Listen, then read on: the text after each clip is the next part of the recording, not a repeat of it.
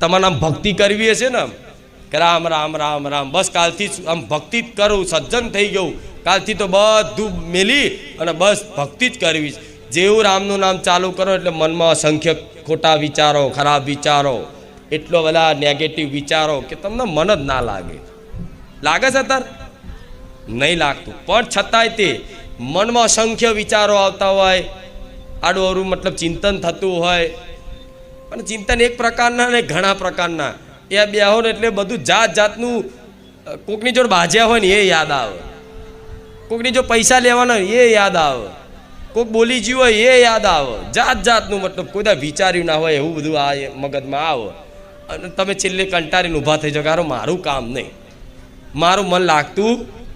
તો નિરાશ થવાની જરૂર. મન ના લાગે ને, વિચારો આવે ને છતાંય તમારે એવું વિચારવાનું, આ જે નહીં કહેતા કે દુઃખ બહુ છે, દુઃખ બહુ છે, પેઠવાની શક્તિ નહીં રહી, મરવાના વિચાર આવે, આત્મહત્યા કરવાના વિચાર આવે, કંઈક તલાઈ ડૂબી જવાના વિચાર આવે, કંઈક નાહી જવાના વિચાર આવે, આ બધાને છોડી દઈને બધું મૂકી દેવાના વિચાર આવે.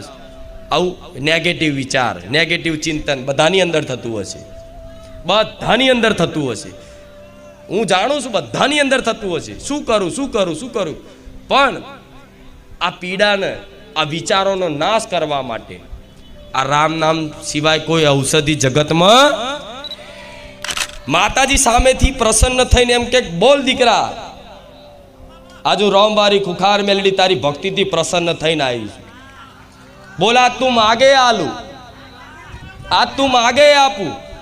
તો એ મારા ભક્તના મુખેથી એમ નીકળે કે માં મારે કશું જોઈતું નહીં, મને તો તારી ભક્તિ તારા શરણ જોઈએ છે.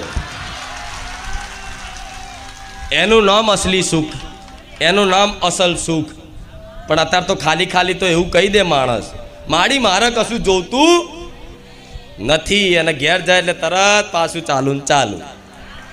છતાંય મને ખબર છે કે મનુષ્યને એકદમ બદલાવ નહીં થાય. પણ ક્યાં સુધી માગ કરશો? માગશો ને તો આટલું મળશે, જેટલું માગ્યું છે એટલું જ મળશે. અને નહીં માગો ને અને મારી પર છોડશો ને કે માં તારે જે આપવું હોય આપ, તો મારે શું આપવાનું હોય હજુ એની કલ્પનાય નહીં. કેમ કે હું માં છું. હું આવી ગાડી બંગલા આલીને તમને રાજી ના રાખું. ગાડી બંગલા તો અમથો તે મહેનત મજૂરી કરો ને તોય ઘેર આવી જાય. પણ હું જે આલવા માગું છું ને આ સંસારમાં કોઈ ના આપી શકે, એનું નામ માતા કહેવાય. પણ આ જીવન જે સુખ માટે તમે ફરો છો ને, એ વાસ્તવિક સુખ શું છે ને એ જ મનુષ્યને નહીં ખબર.